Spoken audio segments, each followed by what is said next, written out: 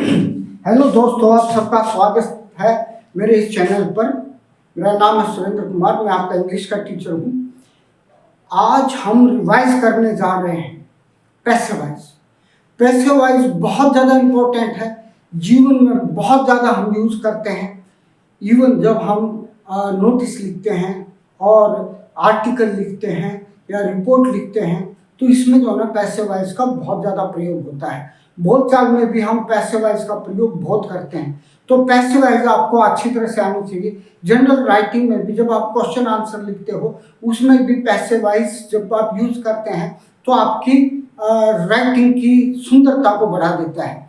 तो आपका समय वेस्ट ना करते हुए मैं आगे बढ़ता हूँ। Complete revision of passive voice. Passive voice में क्या होता है, सबसे पहले हमारा सेंटेंस होता है एक्टिव वॉइस का। एक्टिव वॉइस में सब्जेक्ट प्रधान होता है। तो एक्टिव वॉइस सब्जेक्ट से आरंभ होती है, सब्जेक्ट प्रधान होता है, फिर टेंस के अनुसार इसमें वर्ब आएगी, फिर ऑब्जेक्ट आएगा। समझ रहे? एक्टिव वॉइस में क्या होता है, सब्जेक्ट प्रधान होता है, यही ये क्रिया करता है। इस वर्ब को करने वाला यह सब्जेक्ट ही होता है और उसके बाद ये कर्म ऑब्जेक्ट, इसका फल इसको ऑब्जेक्ट पर पड़ता है। जब हम इसकी पैसिव वॉइस बनाते हैं तो ये ऑब्जेक्ट जो ना ये सब्जेक्ट बन जाता है। ये ऑब्जेक्ट जो ना पैसिव वॉइस का सब्जेक्ट बनेगा। पैसिव वॉइस आप चाहे किसी भी टेंस की करें, किसी भी टेंस की करें पैसिव वॉइस में हमेशा वर्ब की थर्ड फॉर्म आएगी और प्राय ऑब्जेक्ट से पहले बाय लिखेंगे। हर जगह बाय आएगा, इसकी कोई गारंटी नहीं है। मैं जब आपको पैसिव वॉइस समझाऊंगा तो आपको बताऊंगा कि हर जगह बाय लिखना बिल्कुल जरूरी नहीं है। कुछ और प्रीपोजिशन भी आती हैं, लेकिन प्राय जो है बाय का प्रयोग होता है, उसके बाद ऑब्जेक्ट। मेरे विचार से ये आपको अच्छी तरह से समझ में आ गया होगा। अब हम आगे बढ़ते हैं। यदि एक्टिव वॉइस में, ये क्या है एक्टिव वॉइस, यदि एक्टिव वॉइस में वर्ब की फर्स्ट फॉर्म के साथ ऐसे एस दे रखा हो, तो ना एक्टिव वॉइस में वर्ब सब्जेक्ट के बाद वर्ब की फर्स्ट फॉर्म के साथ ऐसे एस दे रखा हो या अकेली वर्ब की फर्स्ट फॉर्म हो, तो जब हम इसकी पैसिव वॉइस बनाएंगे तो सब्जेक्ट के बाद is, am, are, subject singular है तो इज आएगा, आई हो तो एम आएगा, प्लूरल और यू हो तो आर आएगा और वर्ब की थर्ड फॉर्म आएगी। यदि वर्ब सब्जेक्ट के बाद वर्ब की फर्स्ट फॉर्म है या उसके साथ एस या ईएस है, तो जब इसकी पैसिव वॉइस बनाएंगे, जब इसकी हम पैसिव वॉइस बनाएंगे तो क्या होगा, पैसिव वॉइस में सब्जेक्ट के बाद या तो इज आएगा, सिंगुलर सब्जेक्ट हो, इशी, इट हो तो और आई हो तो एम, प्लूरल सब्जेक्ट और यू हो तो आर आएगा, वर्ब की फर्स्ट फॉर्म। ठीक है ना? और आपको पता लग गया ऑब्जेक्ट से पहले प्राय भाई आएगा। यदि डू या डज सब्जेक्ट से पहले हो, डू या डज सब्जेक्ट से पहले हो, तो इज, एम, आर सब्जेक्ट से पहले आ जाएगा। तो इज कहाँ आएगा, एम कहाँ आएगा, आर कहाँ आएगा, आपको अच्छी तरह से पता लग गया है। तो इज, एम, आर पहले आएगा, उसके बाद सब्जेक्ट, फिर वर्ब की थर्ड फॉर्म। ठीक है ना? यदि डू या डज दे रखा हो सब्जेक्ट से पहले, अर्थात प्रेजेंट इंडेफिनिट टेंस के इंटरोगेटिव सेंटेंस हो, तो इसकी पैसिव वॉइस बनाएंगे तो is, am, are plus subject plus verb की थर्ड फॉर्म आएगी। यदि सब्जेक्ट के बाद डू नॉट या डज नॉट दे रखा हो, सब्जेक्ट के बाद क्या है, ये डू नॉट या डज नॉट दे रखा हो, तो पैसिव वॉइस बनाएंगे तो सब्जेक्ट के बाद इज, एम, आर के बाद नॉट आएगा, या तो इज नॉट आएगा या एम नॉट आएगा, ये आर नॉट आएगा। ये था प्रेजेंट इंडेफिनिट टेंस। अब आगे चलते हैं। यदि सब्जेक्ट के बाद is, am, are plus verb की फर्स्ट वर्ब के साथ आईएनजी है, सब्जेक्ट है, सब्जेक्ट के बाद इज है या एम है या आर है, इन तीनों में से कोई सा एक है, और वर्ब के साथ आईएनजी है, वर्ब की फर्स्ट फॉर्म के साथ, जब इसके हम पैसिव वॉइस बनाएंगे सब्जेक्ट के बाद इज, एम, आर तो आएगा, उसके साथ बीइंग आएगा। यहाँ पर वर्ब की फर्स्ट फॉर्म थी, उसके साथ जो आईएनजी थी वो नहीं आएगा, वर्ब की थर्ड फॉर्म आएगी। यदि सब्जेक्ट के बाद is, am, are plus verb की फर्स्ट फॉर्म के साथ आईएनजी हो, जब इसके हम पैसिव वॉइस बनाएंगे तो इज, एम, आर के बाद बीइंग और वर्ब की थर्ड फॉर्म आएगी। और यदि सब्जेक्ट के बाद is, am, are not plus verb की फर्स्ट फॉर्म के साथ आईएनजी दे रखा है, यदि सब्जेक्ट के बाद इज, एम, आर और उसके बाद नॉट है और वर्ब की फर्स्ट फॉर्म के साथ आईएनजी, तो जब इसके हम पैसिव वॉइस बनाएंगे तो इज, एम, आर तो आएगा, नॉट के बाद बीइंग आएगा। समझ रहे हो? सब्जेक्ट के बाद इज, एम, आर आएगा और नॉट बीइंग, यहाँ पर सिर्फ नॉट था, यहाँ पर नॉट बीइंग आ गया। वर्ब की फर्स्ट फॉर्म के साथ आईएनजी था, वो हट गया, वर्ब की थर्ड फॉर्म आएगी। यदि इज एम आर ये सब्जेक्ट से पहले है और नॉट सब्जेक्ट के बाद है, उसके बाद वर्ब प्लस आईएनजी है। यदि इज एम आर सब्जेक्ट से पहले है, अर्थात ये इंटरोगेटिव सेंटेंस है प्रेजेंट कॉन्टिन्यूअस टेंस का, तो फिर क्या होगा, यहाँ पर इज एम आर सब्जेक्ट से पहले आएगा, नॉट बीइंग सब्जेक्ट के बाद आएगा, वर्ब की थर्ड फॉर्म। समझ गए? ये था प्रेजेंट इंडेक्स का कॉन्टिन्यूअस टेंस। अब जरा सपोज करो आप, यहाँ पर इज एम आर नहीं है बल्कि वाज वर है, ठीक है ना? क्या है यहाँ पर, मान लो आपको इज एम आर नहीं है, आपके साथ ये यहाँ पर है वाज या वर, ठीक है ना? वाज या वर है, सॉरी मैं ठीक कर देता हूं, ये वाज या वर प्लस वर्ब के साथ आईएनजी है, तो यहां पर क्या आएगा, इसके स्थान पर भी वाज या वर आ जाएगा, ठीक है ना? यदि यहां पर सब्जेक्ट के बाद वाज वर है और उसके बाद वर्ब की फर्स्ट फॉर्म के साथ आईएनजी है, तो यहाँ पर सब्जेक्ट के बाद वाज वर आएगा और बीइंग प्लस वर्ब की थर्ड फॉर्म। और ऐसे ही सब्जेक्ट के बाद यहाँ पर क्या है, यहाँ पर वाज वर नॉट है, ठीक है ना? यदि यहाँ पर इज एम आर के स्थान पर मान लो वाज वर नॉट और वर्ब की फर्स्ट फॉर्म के साथ आईएनजी है, तो जब इसकी पैसिव वॉइस बनाएंगे सब्जेक्ट के बाद was were not being plus verb की थर्ड फॉर्म आएगी। और इसी प्रकार यदि सब्जेक्ट से पहले वाज या वर है और उस सब्जेक्ट के बाद नॉट है, वर्ब की फर्स्ट फॉर्म के साथ आईएनजी है, तो वाज या वर सब्जेक्ट से पहले आएगा, नॉट बीइंग सब्जेक्ट के बाद। ये ध्यान रहे, ये मैंने दो टेंस आपको इकट्ठे समझा दिए, ये प्रेजेंट कॉन्टिन्यूस और पास्ट कॉन्टिन्यूस। प्रेजेंट कॉन्टिन्यूस में क्या आएगा, is am are plus verb की फर्स्ट फॉर्म के साथ आईएनजी, तो जब इसकी पैसिवाइज करेंगे तो is am are being plus verb की थर्ड फॉर्म आएगी। ऐसे ही यदि नेगेटिव सेंटेंस है, is am are not plus verb की फर्स्ट फॉर्म के साथ आईएनजी है, तो subject plus is am are not being आएगा। अगर मान लो यहाँ पर वाज वर है, तो सब्जेक्ट प्लस वाज या वर नॉट, वर्ब की फर्स्ट फॉर्म के साथ आएंगी, तो सब्जेक्ट प्लस वाज या वर नॉट बीइंग आएगा। अब मान लो सब्जेक्ट से पहले वाज या वर है, सब्जेक्ट से पहले वाज या वर, फिर सब्जेक्ट नॉट है, वर्ब की फर्स्ट फॉर्म के साथ आईएनजी है, तो यहाँ पर क्या आएगा, सब्जेक्ट से पहले आ जाएगा वाज या वर, ये क्या आएंगे, सब्जेक्ट से पहले आएंगे और सब्जेक्ट के बाद बीइंग या नॉट बीइंग आएगा, ठीक है ना? मेरे विचार से आपको ये दो समझ में आ गया होगा। अब आगे चलते हैं। यदि सब्जेक्ट के बाद हैज हैव हैड हो, यदि सब्जेक्ट के बाद हैज हैव हैड हो, जो पैसिवाइज बनाएंगे तो हैज हैड हैव हैज के बाद बीन आएगा। यदि ये एक्टिवाइज में सब्जेक्ट के बाद हैज दे रखा हो, हैव दे रखा हो, हैड दे रखा हो, तो जब इसकी पैसिवाइज बनाएंगे तो सब्जेक्ट के बाद हैड हैव हैज बीन आएगा, वर्ब की थर्ड फॉर्म। और मान लो सब्जेक्ट के बाद हैज या हैव या हैड के बाद नॉट दे रखा है, सब्जेक्ट के बाद हैज है या हैव है या हैड है, उसके बाद नॉट है, तो पैसिवाइज बनाएंगे तो क्या होगा, सब्जेक्ट के बाद हैज हैव हैड तो आएगा ही, और क्योंकि यहाँ पर नॉट था तो नॉट बीन आएगा, बीन जो है नॉट के बाद लगेगा, ये ध्यान रखें, ठीक है ना? आप कई बच्चे क्या करते हैं, has have had been not ऐसे लिख देते हैं, बेटा वो गलत होता है। तो यदि सब्जेक्ट के बाद has have not, has have had और नॉट दे रखा हो, तो पैसिवाइज बनाएंगे तो क्या हो जाएगा, सब्जेक्ट के बाद has have had not been आएगा। अब मान लो ये इंटरोगेटिव सेंटेंस है, सब्जेक्ट से पहले हैज हैव हैड दे रखा, उसके बाद सब्जेक्ट है, तो क्या होगा, पैसिवाइज में हैज हैव हैड सब्जेक्ट से पहले आएंगे, फिर उसके बाद सब्जेक्ट लिखेंगे, उसके बाद बीन लिखेंगे।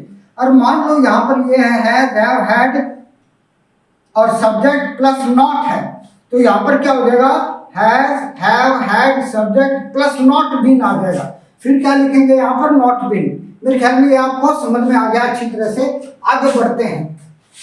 यदि सेकंड फॉर्म है एक्टिवाइज में, यदि एक्टिवाइज में सेकंड फॉर्म है, तो पैसिवाइज में सब्जेक्ट के बाद वाज या वर्ब की थर्ड फॉर्म हो जाएगी। यदि ये एक्टिवाइज में वर्ब की आपको सेकंड फॉर्म दे रखी है, तो जब इसकी पैसिवाइज बनाएंगे तो वाज वर्ब प्लस वर्ब की थर्ड फॉर्म आएगी। यदि डिड नॉट है एक्टिवाइज में, सब्जेक्ट के बाद डिड नॉट दे रखा है, तो was verb not plus verb की थर्ड फॉर्म आएगी। यदि सब्जेक्ट के बाद डिड नॉट दे रखा है तो जब इसकी पैसिव वॉइस बनाएंगे was verb plus not third form आएगी। यदि डिड सब्जेक्ट से पहले है और नॉट सब्जेक्ट के बाद है, सब्जेक्ट से पहले क्या है, डिड है, और सब्जेक्ट के बाद नॉट है, तो क्या आएगा, वाज वर्ब, ये सब्जेक्ट से पहले डिड है, इंटरोगेटिव सेंटेंस है, तो यहाँ भी सब्जेक्ट से पहले वाज या वर आएगा और नॉट सब्जेक्ट के बाद आएगा। ये था हमारा पास्ट इंडेफिनिट टेंस।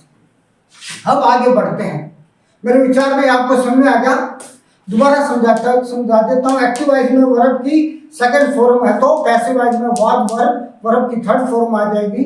यदि एक्टिव वॉइस में सब्जेक्ट प्लस डिड नॉट है तो पैसिव वॉइस में was verb not plus verb की थर्ड फॉर्म आ जाएगी। और यदि एक्टिव वॉइस में सब्जेक्ट से पहले डिड है और नॉट सब्जेक्ट के बाद है तो पैसिव वॉइस बनाते समय वाज या वर्ब सब्जेक्ट प्लस नॉट हो जाएगा। तो आ गया, तो अच्छी तरह से पता लग गया होगा आपको। आगे बढ़ते हैं। यदि सब्जेक्ट के बाद शैल या विल दे रखा हो, यदि एक्टिव वॉइस में सब्जेक्ट के बाद विल या शैल हो तो पैसिव वॉइस बनाएंगे तो सब्जेक्ट के बाद विल और शैल भी आ जाएगा। वर्ब की थर्ड फॉर्म बार बार बोलने की जरूरत नहीं है, क्योंकि पैसिव वॉइस में चाहे किसी भी टेंस की पैसिव वॉइस हो वर्ब की थर्ड फॉर्म तो आएगी। समझ गए ना। अब मान लो एक्टिव वॉइस में सब्जेक्ट प्लस विल या शैल नॉट दे रखा है। यदि एक्टिव वॉइस में विल या शैल प्लस नॉट दे रखा है तो इसकी जब पैसिव वॉइस बनाएंगे विल या शैल नॉट भी आ जाएगा। समझे ना, विल या शैल नॉट भी। और यदि शैल या विल सब्जेक्ट से पहले दे रखा हो या शैल या विल सब्जेक्ट से पहले दे रखा हो उसके बाद वर्ब है तो शैल विल या शैल यहाँ सब्जेक्ट से पहले था तो यहाँ भी सब्जेक्ट से पहले आ जाएगा और बी सब्जेक्ट के बाद। अगर नॉट हो तो नॉट बी सब्जेक्ट के बाद आएगा। अब जरा ध्यान करो आप, यदि सब्जेक्ट के बाद विल और शैल हैव हो, सब्जेक्ट के बाद विल और शैल हैव हो तो पैसिव वॉइस में विल और शैल हैव के बाद क्या बताया है, बीन। अब बीन नहीं आएगा बल्कि क्या आएगा, यहाँ पर बीन आ जाएगा, बी के स्थान पर बीन आ जाएगा।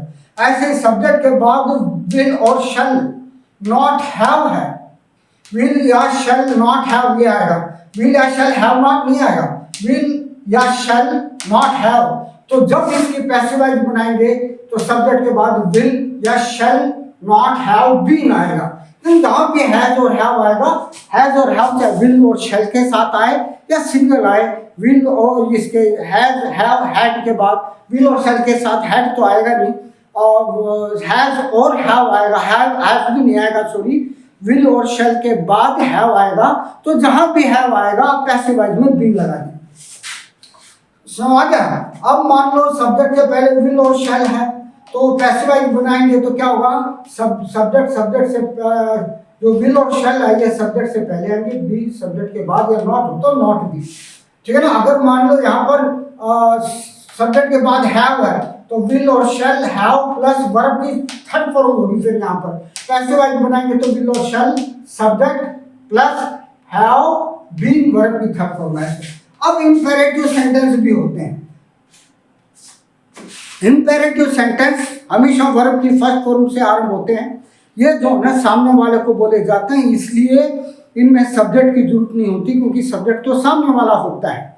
और यदि इसमें रिक्वेस्ट हो तो प्लीज प्लस वर्ब की फर्स्ट फॉर्म आएगी। यदि इसमें रिक्वेस्ट हो इंपेरेटिव सेंटेंस में तो प्लीज प्लस वर्ब की फर्स्ट फॉर्म आएगी। और यदि इसमें मनाही हो तो डोंट प्लस वर्ब की फर्स्ट फॉर्म आएगी। यदि एडवाइस है तो सब्जेक्ट वर्ब के बाद वर्ब की फर्स्ट फॉर्म आएगी।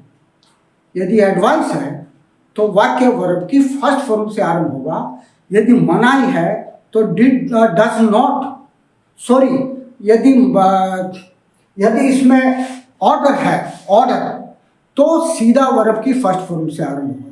यदि एडवाइस है तो भी वर्ब की फर्स्ट फॉर्म से सेंटेंस को आरंभ करेंगे।